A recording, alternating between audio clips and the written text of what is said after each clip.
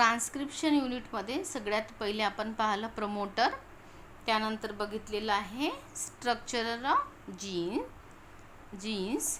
आता आपल्याला पाहायचं आहे लास्ट पार्ट, तिसरा कंपोनंट टर्मिनेटर. टर्मिनेटर जो आहे that is located at the 3' end of the coding strand, म्हणून त्याला डाऊनस्ट्रीम असं म्हटलं जातं. प्रमोटरसाठी शब्द वापरला जातो अपस्ट्रीम. टर्मिनेटर जो आहे, टर्मिनेटर हा कुठे राहतो, that is located at 3' end of coding strand, that is downstream. आणि हा जो राहतो that defines the end of the transcription process.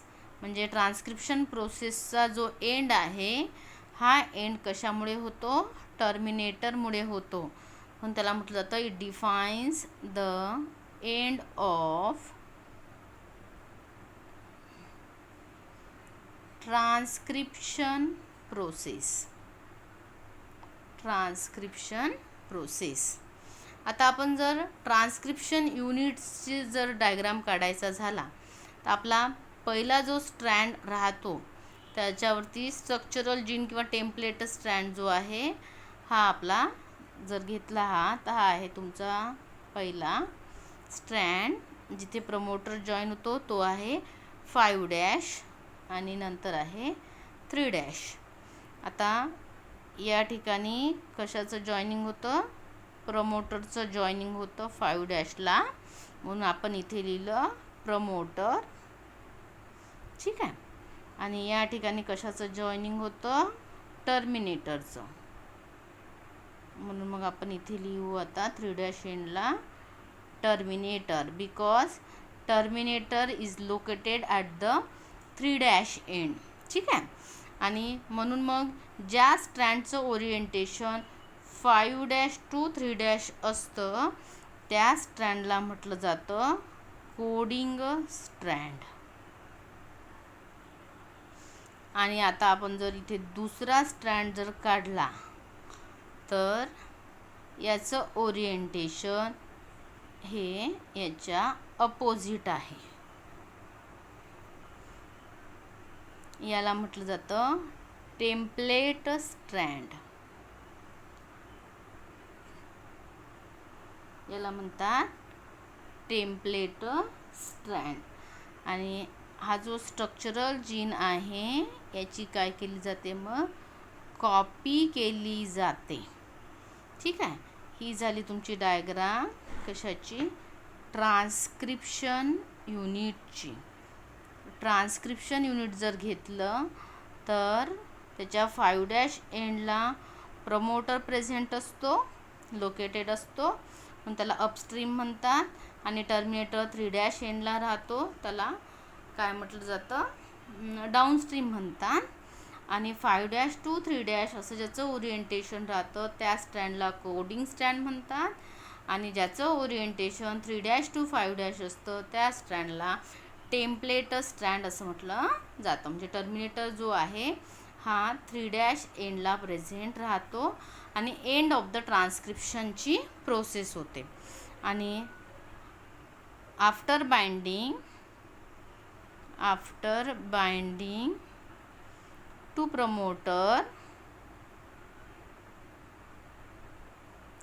Promoter RNA जो राहतो, RNA पॉलिमरेज एन्झाईम जे आहे, RNA polymerase enzyme moves along the DNA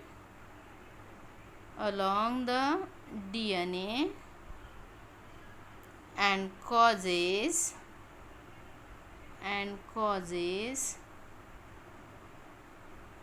unwinding, forming 2 chains.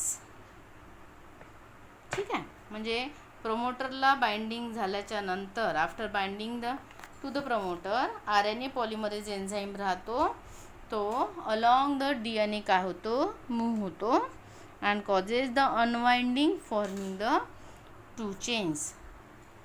As the transcription process proceed,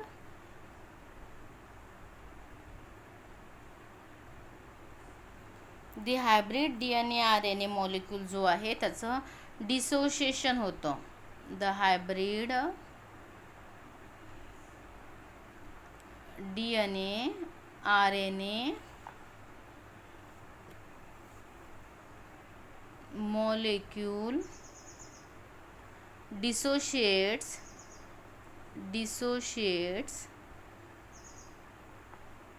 and form mRNA. ठीक आहे.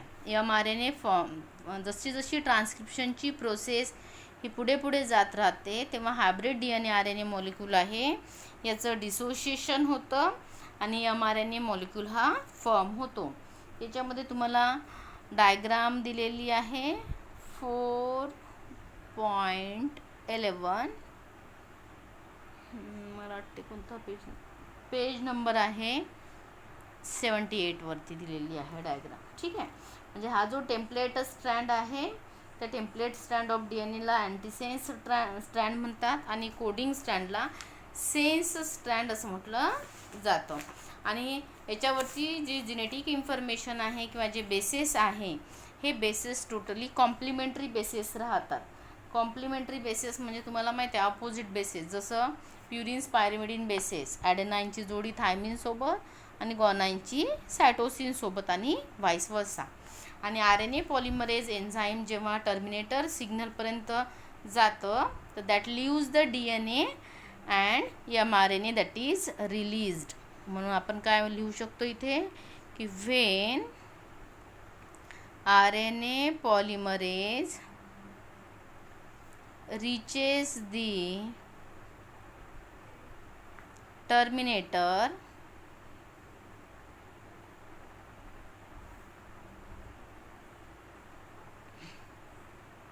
signal on the DNA, it leaves the DNA and mRNA molecule is released. mRNA molecule हा release होतो. ठीक आहे. आणि ही process होते कुठे होते फक्त प्रोकॅरियोट्समध्ये.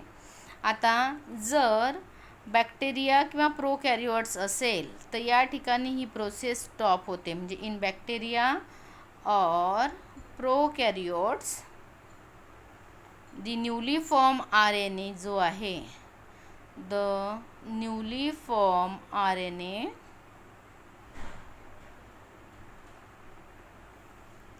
do not require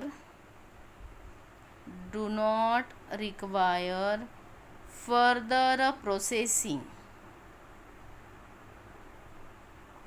कोणतीही पुढची प्रोसेस लागत नाही. म्हणजे प्रोटीन सिंथेसिस जर घेतला आपण प्रोकॅरियोटिक सेलमध्ये तर ते या ठिकाणी स्टॉप होतं. But in eukaryotes there are 3 types of RNA polymerase enzyme. There are 3 types of RNA polymerase enzymes. आता कोणते कोणते आहे? पहिलं एन्झाईम जे आहे त्याला म्हटलं तर RNA polymerase first,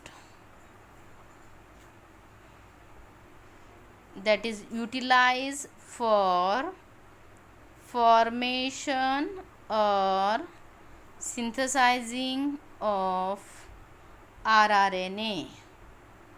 rRNA synthesize करण्यासाठी RNA पॉलिमरेज फर्स्टचा यूज होतो यूकॅरियोट्समध्ये. म्हणून मी तुम्हाला सुरुवातीलाच सांगितलं की प्रोकॅरियोट्समध्ये प्रोटीन सिंथेसिस जे आहे ते सिंपल आहे पण यूकॅरियोट्समध्ये ते हायली कॉम्प्लेक्स आहे. म्हणून RNA पॉलिमरेज एन्झाईम जो आहे तो फॉर्मेशन ऑफ RNA साठी यूज होतो. नंतर सेकंड एन्झाईम आहे RNA पॉलिमरेज सेकंड. हे जे एन्झाईम आहे that is utilize for the formation of mRNA. कारण की ट्रान्स्क्रिप्शनमध्ये 20 different types of the amino acid, they non genetic RNA, mRNA, rRNA आणि tRNAचा यूज होतो. एनर्जीचा यूज होतो, ATP किंवा GTPचा यूज होतो, स्ट्रक्चरल जीनचा यूज होतो, सेगमेंट ऑफ DNAचा, एन्झाईम्सचा यूज होतो, डिफरंट टाइप्स ऑफ द एन्झाईम्सचा पण यूज होतो किंवा या प्रोसेससाठी हे सगळं लागतं. RNA polymerase third, RNA polymerase third. आता हे जे एन्झाईम आहे हे एन्झाईम कशाच्या फॉर्मेशनसाठी वापरलं जातं, तर हे एन्झाईम वापरलं जातं for the formation of tRNA. त्याला स्मॉल न्यूक्लिअर RNA असं सुद्धा म्हटलं जातं. snRNA small nuclear RNA. ठीक आहे. आणि mRNAला HNRNA म्हणतात. HNRNA heterogeneous nuclear RNA. म्हणजे HNRNA फॉर्म करण्यासाठी RNA पॉलिमरेज सेकंड एन्झाईमचा यूज होतो आणि snRNA फॉर्म करण्यासाठी RNA पॉलिमरेज थर्डचा यूज होतो. म्हणजे ही जी प्रोसेस आहे किंवा हे जे 3 एन्झाईम आहे RNA polymerase first, RNA polymerase second आणि RNA पॉलिमरेज थर्ड, हे तीनही एन्झाईम फक्त यूकॅरियोटिक सेलमध्येच काम करतात. प्रोकॅरियोटिक सेलमध्ये जी फर्दर प्रोसेसिंग आहे ती फर्दर प्रोसेसिंग होत नाही. म्हणून प्रोकॅरियोटिक सेलमध्ये ट्रान्स्क्रिप्शन जे आहे ते सिंपल फॉर्ममध्ये आहे. आता सगळ्यात पहिले पाहू आपण की प्रोसेसिंग ऑफ HNRNA. HNRNA म्हणजे कोणता, हेटेरोजिनस न्यूक्लिअर RNA, ज्याला HNRNA असं म्हटलं जातं. आता हे जे प्रोसेसिंग आहे या प्रोसेसिंगला प्रायमरी ट्रान्स्क्रिप्ट्स असं म्हटलं जातं. किंवा ही जी प्रोसेसिंग आहे या प्रोसेसिंगमध्ये यूकॅरियोट्समध्ये RNA जो राहतो हा नॉन फंक्शनल असतो. आणि म्हणून जो RNA फॉर्म झालेला आहे, RNA इथे फॉर्म झालेला आपल्याला माहिती आहे की when RNA polymerase reaches the terminator, then signal on the DNA, it leaves DNA and mRNA that is release. ठीक आहे. हा जो फॉर्म झालेला आहे तर प्रोसेसिंग जेव्हा होते ती यूकॅरियोटिक सेलमध्ये तेव्हा त्याच्यामध्ये that undergoes the again 3 processes, splicing, capping and tailing. म्हणून आपण इथे असं लिहू शकतो की in eukaryotes the RNA is non-functional.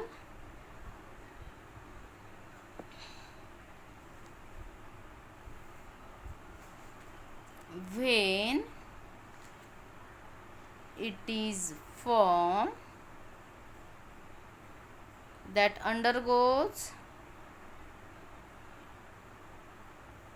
undergoes slicing, capping and telling. या 3 प्रोसेसेस झाल्याच्या नंतर यूकॅरियोटिक RNA जो आहे हा फंक्शनल होतो. ठीक आहे. तोपर्यंत तो काय राहतो, नॉन फंक्शनल असतो. आता आपण पाहू processing of the HNRNA heterogeneous nuclear RNA यूकॅरियोट्समध्ये. In eukaryotes RNA which is to be transcribed, RNA which is to be transcribed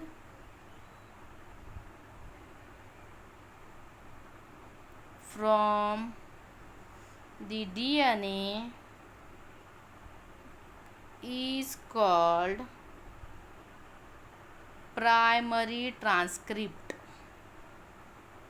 याला प्रायमरी ट्रान्सक्रिप्ट असं म्हटलं जातं. आणि प्रायमरी ट्रान्सक्रिप्ट जो राहतो that is non functional and that contains both the exons and the introns. म्हणून आपण या ठिकाणी 3 प्रोसेसेस पाहिल्या, स्लायसिंग, कॅपिंग अँड टेलिंग. त्यातली पहिली प्रोसेस ज्याला म्हटलं जातं स्लायसिंग. स्लायसिंग म्हणजे तुकडे करणे, कारण की हा जो प्रायमरी ट्रान्सक्रिप्ट जो राहतो हा नॉन फंक्शनल असतो.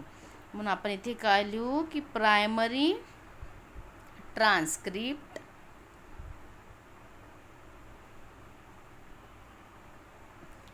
is non-functional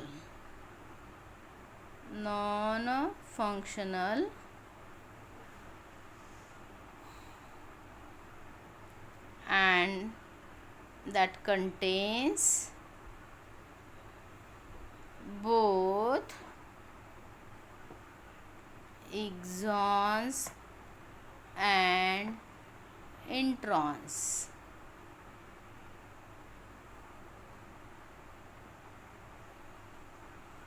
आता स्लायसिंग म्हणजे काय? The removal of the introns, the removal of introns from the RNA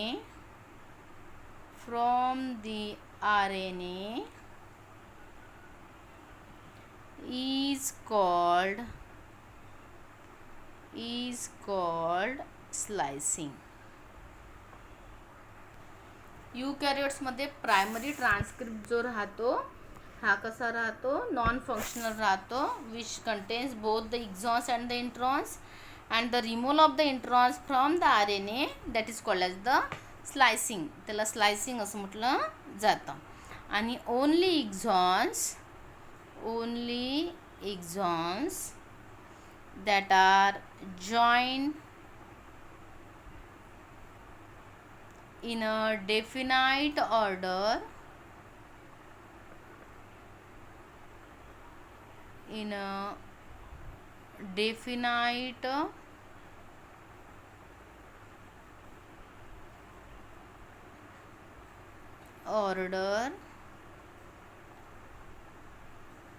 by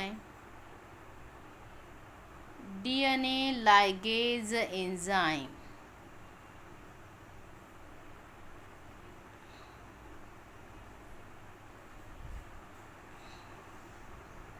And that form HNRNA, heterogeneous nuclear RNA. म्हणजे हेटेरोजिनस न्यूक्लियर RNA फॉर्म होताना हा जो प्रायमरी ट्रान्सक्रिप्ट आहे हा सगळ्यात पहिले नॉन फंक्शनल राहतो, we show the both the exons and the introns. आणि मग स्लायसिंग होताना रिमूव्हल ऑफ द इंट्रॉन्स होतं, म्हणजे फक्त काय राहिले मग एक्झॉन्स राहिले. आणि हे जे एक्झॉन्स राहतात that are join in a definite order by the DNA ligase enzyme and that form the heterogeneous nuclear RNA.